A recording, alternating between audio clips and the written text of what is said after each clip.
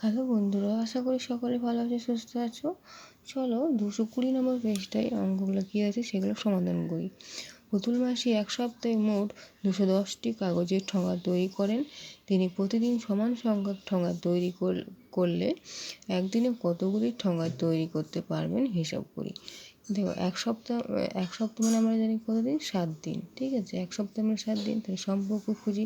তাহলে এই 7 দিন আর ঠোঙা কত করেছে, দেখো এক সপ্তাহ বলেছে তাই 7 দিন সময়টা লিখেছি। কতগুলো ঠোঙা করেছে, 210টি ঠোঙা, 210 লিখেছি। তাহলে একদিনে কতগুলো করবে জানা নেই, তাহলে আমরা সেটা বার করি। এবার দিনের পরিমাণ যদি কমে তাহলে ঠোঙার পরিমাণও তো তৈরি করতে কমবে, যদি বাড়ে তাহলে বাড়বে।